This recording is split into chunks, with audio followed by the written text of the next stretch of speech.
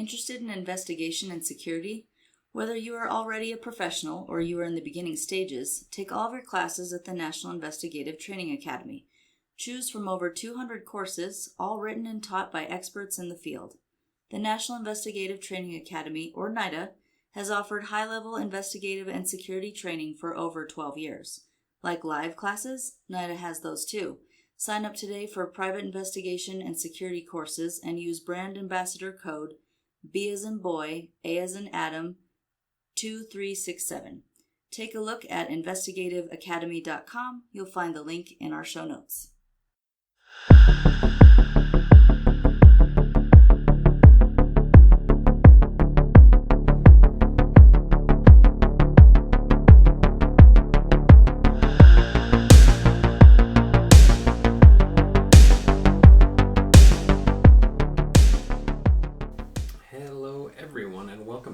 To Crossing the Tape, the best podcast to listen to all year round. Yes. As voted on by the board of podcast. Today we have a exciting story for you. Something good and creepy. Yes, fits the season. A bit dark. Yes, it is. It's a dark one, but surprise, that seems to be our MO. Yes. So we thank you for joining us. Please sign the crime scene log. And by the way, I am Brendan, and I'm joined by my wife, Hillary, who will take it away. So this story I titled Hell's Bell. Classic. And yes. couldn't Can't pass that up. No. Couldn't pass that up and didn't want to steal anything from AC/DC, but it fits here. So, whether myth or actual legend, Belle Gunness, the alleged serial killer, has intrigued many people over the years. Some say she killed over 40 men, and others say she was not a serial killer at all, which I really don't understand. All signs point to she did it. But regardless of what you think or what you have learned, if you've ever heard of her, her story is interesting nonetheless, and it fits spooky season. Of course.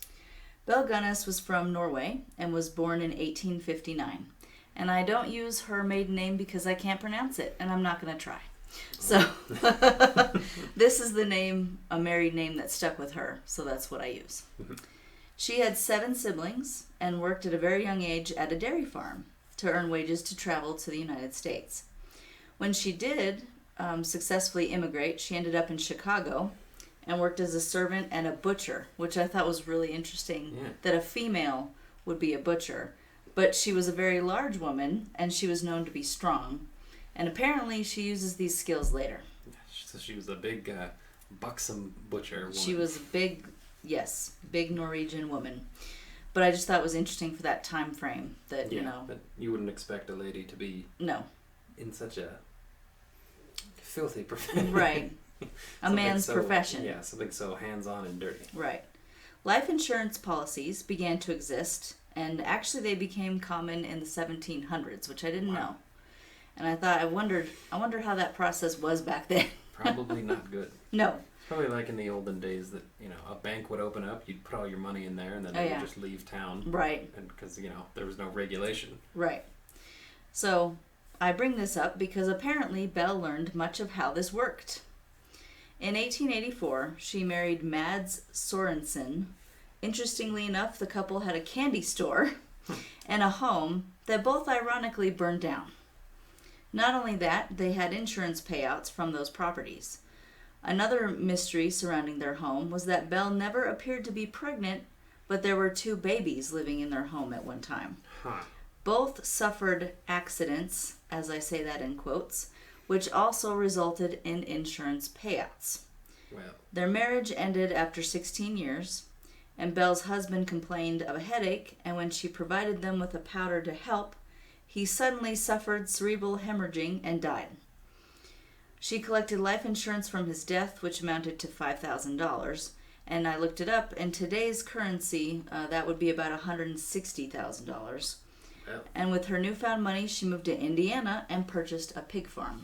Well, that's a good sign. Mm-hmm. Yeah. In 1902, she married Peter Gunness, but under her watch, a daughter he already had died, and he suffered a skull fracture that killed him. Jeez. He was reaching for something on a top shelf, and a meat grinder fell on him. Dude. Belle collected another $3,000 from his death, so close to $100,000. Yeah. Wow, her luck is awful. It's awful and good, and I think she made all her own luck. At least she gets paid every time something bad happens to her. Ironic, isn't it? It seems her MO was enticing men, taking life insurance policies out on them, and killing them. Once Peter died, she began to take out marriage ads in the newspapers around Chicago. It seems like a rational person that had 2 marriages where the husband died. Mm-hmm. They wouldn't really be looking, so quickly. Or at all, Right. It's also interesting you could take out a marriage ad in the newspaper. Yeah. I think it was like the Lonely Hearts ads, they used to run in like the 80s. Yeah, but it was looking for a spouse. Yeah. Not, looking for love. Yeah, it was probably like courtship or something, back then. Well, the mail order bride practice wasn't, super far off from this time period. Right. But yeah, it is interesting. A man named Henry Gerholt was interested, and he came to see her, and then he just disappeared. He disappeared from his family. I believe, we'll get into a little bit later, but I believe a brother knew he was there, but he just disappeared. He went to see this lady. Never came home. Right.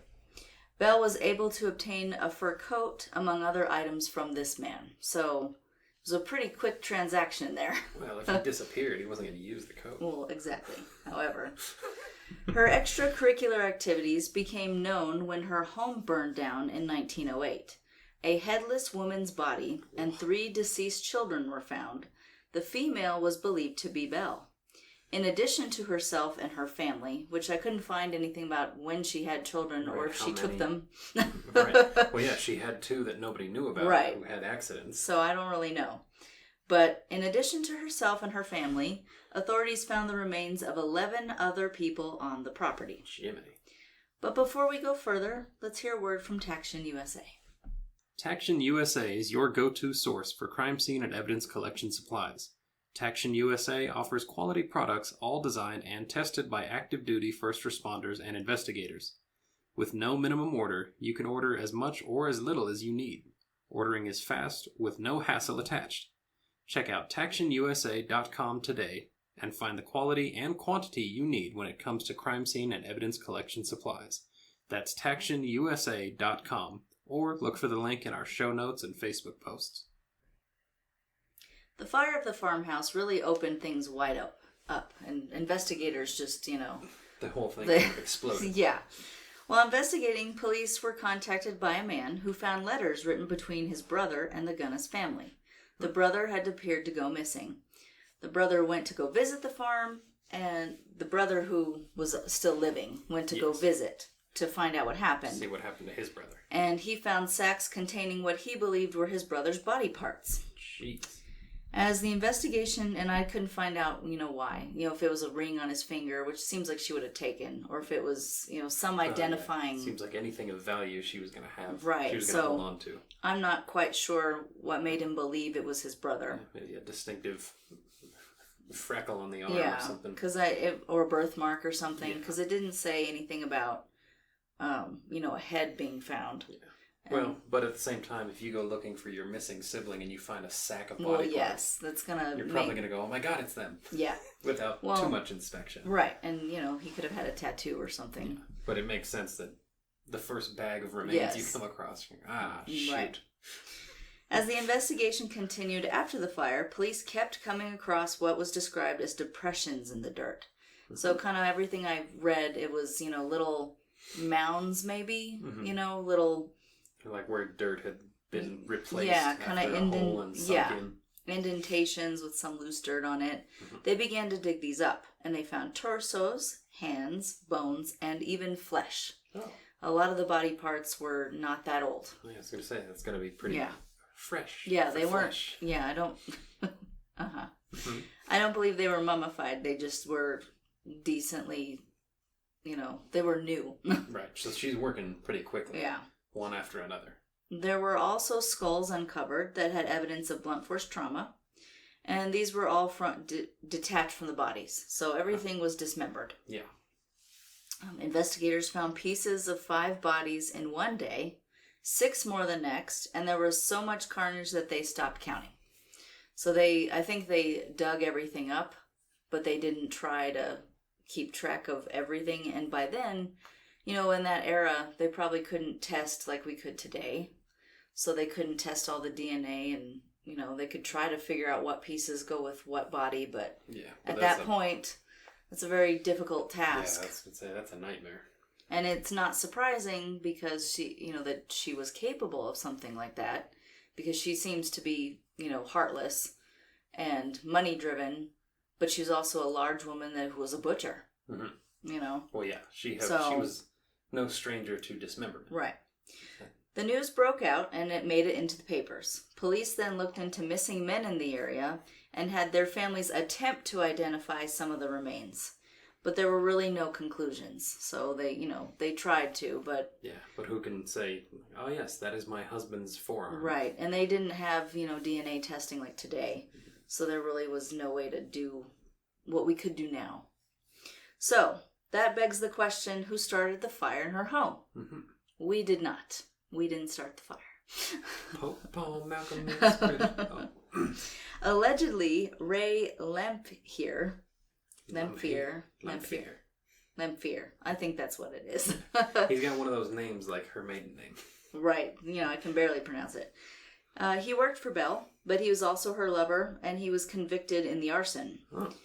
He later told authorities that Belle would put ads in the paper wanting a relationship, and once a man replied, she would rob and murder them, which, we kind of deduced. Yeah, pretty clear. He alleged that he started the fire to help her cover up things when that brother of the missing man came around to look for his brother. The, missing brother. Right, the guy who found the bag of body parts and said, it's him. Right. So apparently he came sniffing around and she was afraid that he was, allegedly. This is all alleged. Mm-hmm. She was afraid that guy was going to find out her secret, and, she allegedly had her lover help her stage this arson. Mm-hmm. It said that the coroner, though, thought the remains were actually hers. So, and I couldn't find any other information. So the employee, Ray, what he told authorities, eventually when he was convicted in the arson, was that the female remains were not hers. No, it was just some person she picked up, but that doesn't make sense. I know she was a ruthless killer. Yeah. But that doesn't make sense with her MO either, unless she just got so desperate she killed a female too. Well, they knew the heat was coming down because the brother came snooping around. Right. So it could be. She might have. It sounds like, according to Ray. Yeah. She said, "Hey, I'm gonna flee into the night, but take this large woman, bury her with everyone else, so they'll think it was me." Right. So we're not quite sure. But the coroner did say, "No, we're pretty sure that is Belle." Yeah. The coroner was pretty confident, and like I said, the local coroner was confident about her remains being her, and a local sheriff stated that the escape story was invented. So probably, Ray was trying to get a lesser charge or something, which I don't know how he could. Well, I think so maybe he got jealous of her bringing all these men around. Maybe. So he killed her. And set everything alight. That's what I think. Exposed the remains, but then he came up with oh no, she's still out there and she killed all those people. I think that was exactly his motive. Trying to soften the blow. No, I was only, working with for her. Yeah. And I didn't kill her. Yeah, she put me up to this and she's still out there. Right.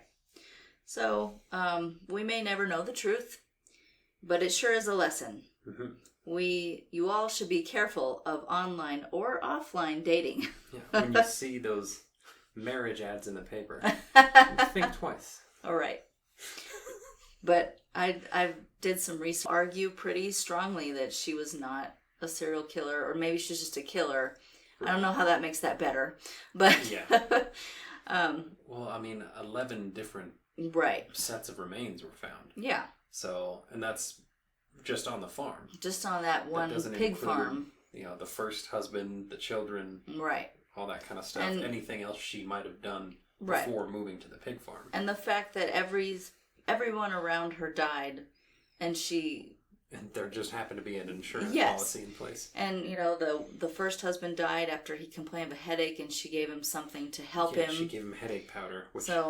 And then his brain melted. I know. And I wonder, with that, again, that's something that maybe they couldn't test. So probably at that point, 1800s, they weren't able to do... they had some knowledge of toxicology and poison. But unless it was cyanide and everything was blue and smelled like almonds, they're not really going to know. Yeah. Right. Who knows what else was in the headache powder. Right. So, and then, that meat grinder was probably strategically placed. And she went, can you go get this for me? And boom. Right. Or here, stand at the bottom of this ladder. I'm going to hand something down to you. Right. And then she just whacked him or something. And then told everyone, he was trying to get something from the loft. Right. And it fell. And... it's interesting because we don't hear often about female serial killers, but there have been a few. Yes. And it seems like the female ones are almost more ruthless than the male. Not always. But it seems often they're a lot more manipulative. Yeah. And they toy on emotions too. Right. Their victims are usually people they know and very vulnerable, it seems. Yes. They're... Yeah. Like BTK was breaking into people's homes who he'd scoped out and victimizing them. But she got to know her victims. Yeah. She had, they were her children or men that she was courting. Yeah. She was drawing people in to her circle and then killing them. Yeah. So it seems, and I can't think of the name at the moment, but it seems like there's another female serial killer that did something similar. There was a lady that we covered. And now the name escapes me. Right. But we've done so many episodes. Her grandchildren. Yes. Yeah. She was holding one of them and suddenly, the baby's not breathing. Yeah. And, several different husbands. Yeah. So we had talked about her a while back. Same kind of thing. Yeah. It was family members, close people. Right. It's just interesting to me that the difference between a male serial killer and a female... it's not really surprising to me that a female would play on emotions. Right. That manipulation is a lot easier for... females. Right. That's why I don't have many friends. to draw the victims in. I think males have to seek a victim where women can lure them in. Lure someone in to become a victim. Right. But it doesn't really surprise me. So, whether you believe that she was a serial killer or not, there's the story. And if she really escaped and was still out there while Ray took the fall. Right. Seems like something she would do. It does. So I kind of go back and forth between, she could have still been out there. And because, like you said, she could, she obviously didn't care about anybody but herself. So she wouldn't have cared about Ray either. Right. Yeah, she's clearly lacks any kind of empathy or remorse. Or he got fed up, like you said, because he really did, love her or care for her, and he got tired of the revolving door of men, so and he bumped her off. Yeah. And then went, we got to cover this up somehow. Yeah. And then when he realized, she buried all the bodies right here. Right. Right. Which it seems like they were shallow because everybody. Well, they said the depression's in the dirt. So it sounds like, someone's buried, then dirt thrown on top of them, and the next time it rains, the dirt settles. So it looks like a little crater. Yeah, that's what it was described as. So, we may never know, but it's still an interesting story. Mm-hmm. The end of the tale of Belle Gunness for now. Well, no, she'd be dead by now. That was a long time ago, son. if she did escape. If they did find another Norwegian woman and leave her large frame to be found, she's already... Who knows what happened to her if she did live, but she's gone now, I'm sure. Yeah. If she weren't, I think that'd be a bit spooky. So don't worry, you're all safe from Belle Gunness. Yes. She can't hurt you anymore. Thank you for listening. Please sign the crime scene log on the way out. Stay safe. And so long. Fall is just around the corner, and with the drop in temperatures, you also need some new gear. 511 Tactical has a variety of great products from boots to pants to shirts and accessories. There are two standout products I had the chance to try out. One is the women's Sully UV hoodie. It's a long-sleeved, athletic-type shirt that's comfortable, light, but protective. It comes in black or white, and it's made out of polyester and is moisture-wicking as well.